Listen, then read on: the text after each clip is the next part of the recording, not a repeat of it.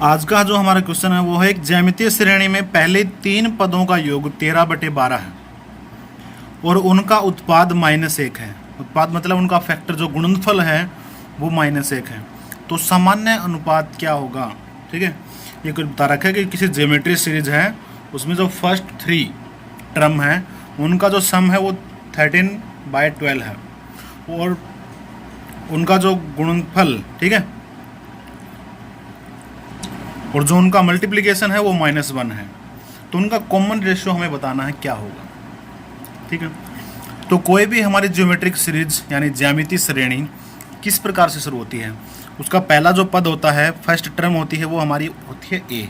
ठीक है, उससे अगला पद होता है ए आर। ठीक है, उसके बाद ए आर स्क्वेयर, उसके बाद ए आर 3, इस प्रकार से चलता रहता है ये। ठीक है, और लास्ट में A R n-1 last term. ठीक है, हमें नहीं पता कौन सी टर्म है लेकिन इनफाइनाइट तक चला गया ये ए आर n-1। ठीक है, ये होती है हमारी ज्यामितीय श्रेणी। ठीक है, अब जो ये सामान्य अनुपात होता है ये हम कैसे निकालते हैं? सामान्य अनुपात यानी कि कॉमन रेशियो, ये कैसे निकालते हैं हम जो दूसरी टर्म होती है उसको पहले को डिवाइड कर देते हैं। जैसे ए आर को डिवाइड किया मैंने ए से, ठीक है, तो ए से ए कैंसिल होगा, क्या आ गया हमारा? आर आ गया, यानी ये हमारा कॉमन रेशियो जिसको बोलते हैं। अगर हम अगली टर्म को फिर पिछली से करेंगे तो जैसे ए आर स्क्वेयर है, इसको मैं ए आर से डिवाइड कर दूँ तो ए से ए कैंसिल हो गया। यहाँ पर ऊपर पावर कितनी है? 2 है आर की, और एक आर नीचे है, तो इस पावर से ये आर कैंसिल हो जाएगा, ऊपर क्या बचेगा? आर ही बचेगा। इस प्रकार फिर से इसको कैंसिल करके देखो, ए आर क्यूब है उसको ए आर स्क्वेयर से कैंसिल करूँगा तो ए से ए कैंसिल, ऊपर 3 है नीचे 2 हैं तो दोनों 3 में से 2 गायब हो गए तो क्या बच गया? एक आर बच गया। ठीक है, तो हर बार हमारा कॉमन रेशियो क्या आ रहा है?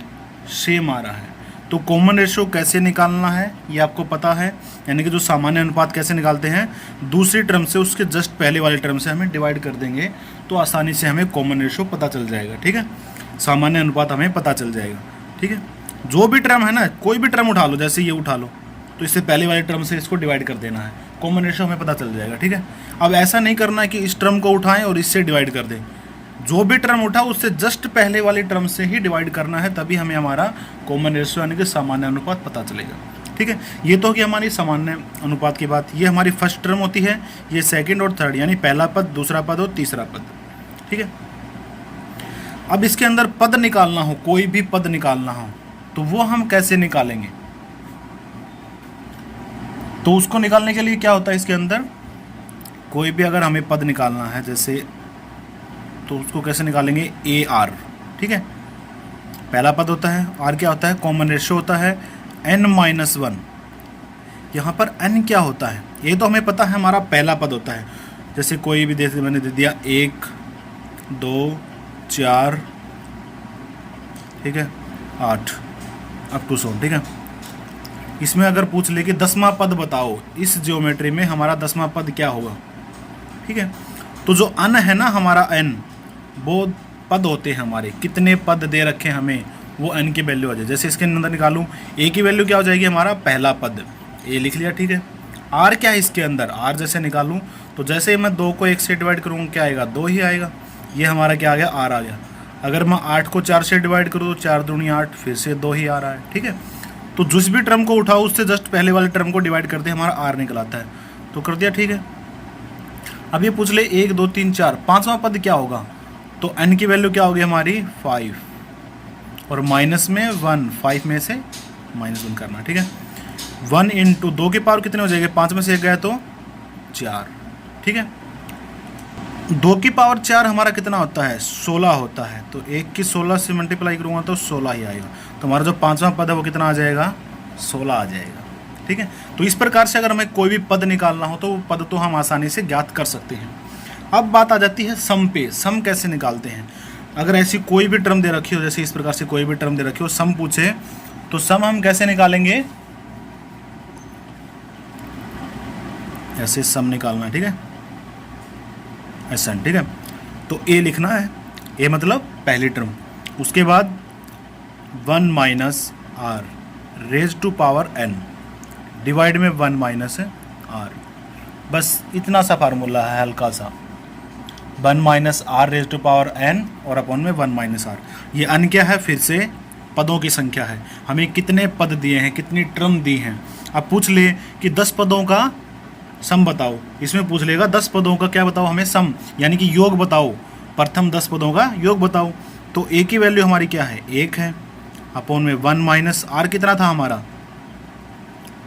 आर हमने इसके 2 निकाला था, अपॉन में 2, और कितने पदों को बताना था 10, अपॉन में 1 माइनस 2। ठीक है, तो इसको सोल्व करके आसानी से निकाल सकते हैं।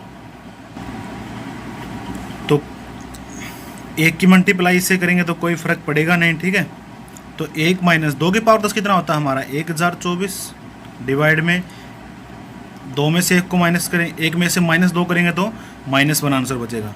अगर हम 1 को माइनस करेंगे 1024 में तो कितना आएगा हमारा माइनस का 1023, डिवाइड में -1, -1 कैंसिल, और 1 को किसी नंबर से डिवाइड करेंगे तो कोई फर्क नहीं पड़ेगा। तो हमारे जो प्रथम पद हैं 10 हैं, उनका कितना योग आ जाएगा 1023 आ जाएगा। ठीक है, अब हम आते हैं हमारे क्वेश्चन के ऊपर। इसने बोला है एक ज्यामितीय श्रेणी में पहले 3 पदों का योग 13/12 दे रखा है। अब हमें नहीं पता हमारे कौन से पद हैं, इसने पद ही नहीं दिया हमको। ठीक है, और उनका जो उत्पाद है वो -1 है, गुणनफल दे दिया। तो हमें मान लेने, हमें नहीं पता कौन से हैं। ठीक है, हमने मान लिया हमारी पहली टर्म क्या है a है, दूसरा क्या है AR है, और तीसरा क्या है AR², जो हमारे जर्नल टर्म होती हैं। ठीक है, वही मान लिया हमने।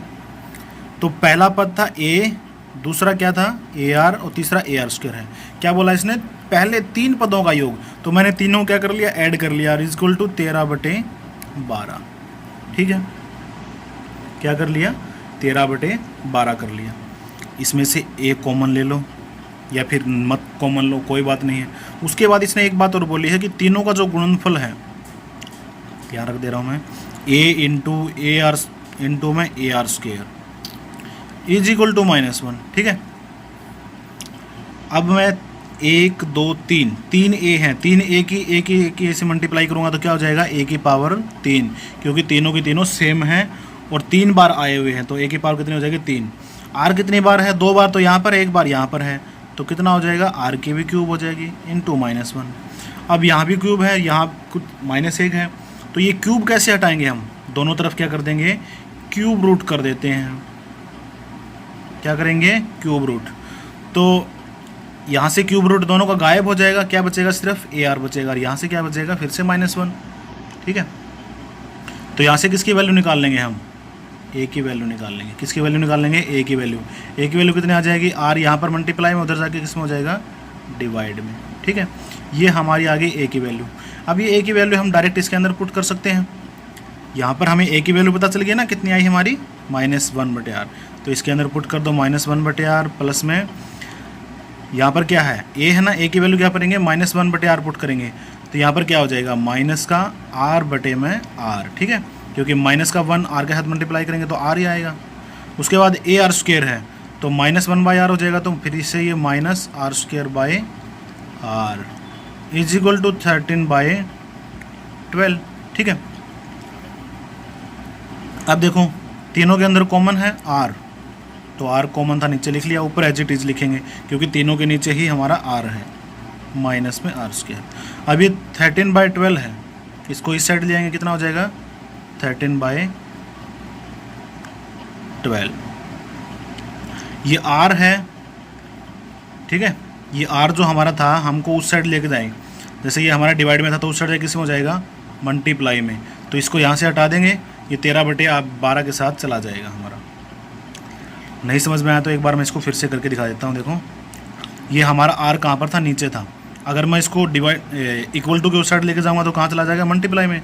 अब मैं 13/12 को इधर ले आया तो ये किसका हो गया, हमारा माइनस का होगा, और इधर क्या बचा, 0 बच गया, क्योंकि मैं पूरा 13/12 इधर ले आया था। ठीक है, अब देखो इसका एलसीएम लो, एलसीएम कितना आ गया 12, -1 की 12 से 12, -12R, -12R² और -13R। ठीक है, अब जो ऐड और ऐड कर लो, R वाले ऐड हो जाएंगे, -12 और -12R और -13R कितना हो गया, -25R और -12R² is equal to 0, divide में 12। अब ये डिवाइड में 12 इसको उस साइड लेके जाऊंगा तो 0 से अगर 12 की मल्टीप्लाई करेंगे तो 0 हो जाएगा, ये 12 तो हमारा खत्म हो गया। ठीक है, अब ये सब के सब माइनस के हैं, इनमें से माइनस कॉमन ले लूँगा तो क्या हो जाएंगे, सब के सब प्लस के हो जाएंगे। अब इनको सभी से रीअरेंज कर लेते हैं, 12R² प्लस में 25R प्लस में 12 इज इक्वल टू 0। सभी में से माइनस कॉमन आ गया, ठीक है। तो सारे प्लस के हो गए। अब चाहे तो आप इसको कैसे भी कर सकते हो, वही तरीका, इन दोनों के आपस में मल्टीप्लाई कितना है 144। अब ऐसा नंबर देखना है जिनका जोड़ या घटा तो आता हो 25 और मल्टीप्लाई कितने आती हो 144, ठीक है। और ऐसे नंबर हमारे कौन कौन से होते हैं, 16 और 9 होते हैं, ठीक है। 12R स्क्वायर प्लस में 16R प्लस में 9R प्लस में 12, यानी 16 और 9 की मल्टीप्लाई करूँगा तो 144 आएगा और 16 और 9 को ऐड करूँगा तो 25 ही आएगा, ठीक है। तो अब इन दोनों में से कॉमन ले लो, क्या जाएगा हमारा, इन दोनों में से क्या कॉमन आ रहा है हमारा, ये दोनों के दोनों 4 से डिवाइड हो रहे हैं, तो हमारा क्या कॉमन आ रहा है, इसमें से 4 कॉमन आ रहा है, ठीक है। कॉमन लेने का तरीका बताया था मैंने, जो भी नंबर कॉमन लो उससे डिवाइड कर दो, 4 3 12, तो यहाँ पर कितना बच गया हमारा 3।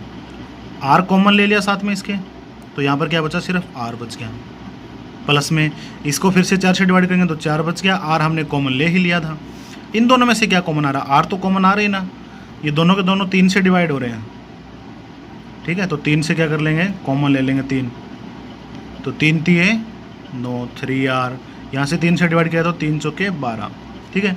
3R प्लस 4 3R प्लस 4, ठीक है, ये कॉमन आ रहा है तो 3R प्लस 4 ये हमने कॉमन ले लिया। यहाँ पर कॉमन लेने के बाद क्या बच गया हमारा 4R और यहाँ पर बच गया 3, ठीक है। ये सारे के सारे 0 के इक्वल थे, तो बारी बारी से दोनों को 0 के इक्वल रखेंगे। 3R प्लस 4 इसको 0 के इक्वल रखो और 4R प्लस 3 इसको 0 के इक्वल रखेंगे, ठीक है। तो हमारी यहाँ से R की वैल्यू कितनी आ जाएगी, -4/3 और यहाँ से R की वैल्यू आ जाएगी -3/4, ठीक है। ये इसके हमारे सॉल्यूशन आ जाएंगे। अगर आप ऐसे नहीं निकाल पाओ किसी का, क्या आपको पता नहीं चले कि भाई क्या मल्टीप्लाई करनी है, तो इसका क्या तरीका है वो मैं आपको बता देता हूँ। एक हमारा डिस्क्रिमिनेंट निकालना होता है हमें, ठीक है, b² - 4ac, ठीक है। तो ये जो हमारे आंसर आए ना, इनको निकालने का सबसे आसान तरीका क्या है कि हम इसको निकालें -b plus minus under the root, ये जो d है अपॉन में 2a, ठीक है। अब इसमें b क्या होता है, देखो ये हमारा जो वैल्यू आया था ये तो होता है हमारा a, ये होता है हमारा b और ये होता है हमारा c। तो जो जो वैल्यू है हमारी इसके अंदर रखते जाएंगे और हमको हमारे आंसर मिलते जाएंगे, ठीक है। चाहे तो आप ऐसे भी निकाल सकते हो, अगर आप फैक्टर नहीं करना चाहते हो तो डायरेक्ट ऐसे निकाल सकते हो आप, ठीक है। आपको जो भी आसान लगे उससे कर सकते हो। Thank you.